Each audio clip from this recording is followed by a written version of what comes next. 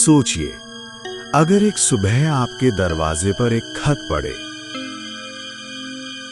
और उसमें लिखा हो, जो तुम छुपा रहे हो वही तुम्हें अंदर ही अंदर खा जाएगी।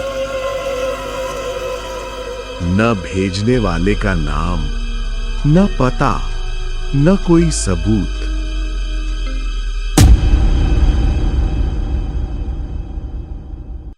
शिवपुर गांव में हर चीज सामान्य थी, लेकिन पिछले 3 महीनों से एक अजीब घटना हो रही थी।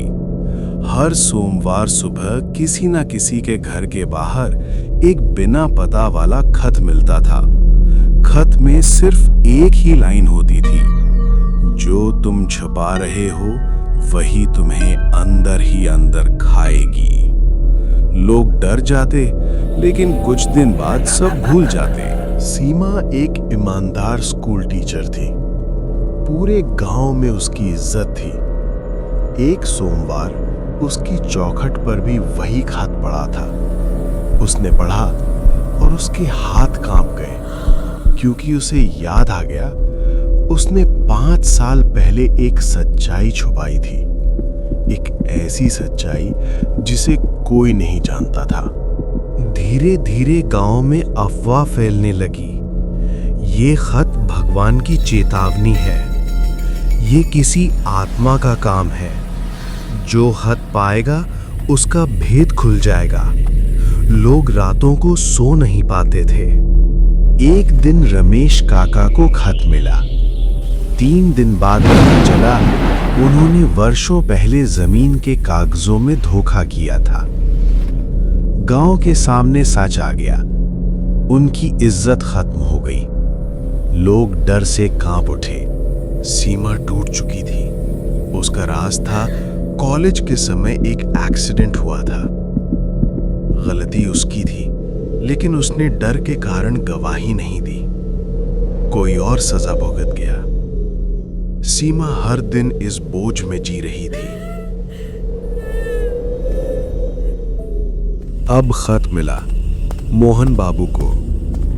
कुछ दिनों बाद पता चला उन्होंने स्कूल का पैसा हड़प लिया था। गांव में हड़कंप मच गया। अब साफ था, खत झूठ नहीं बोलते।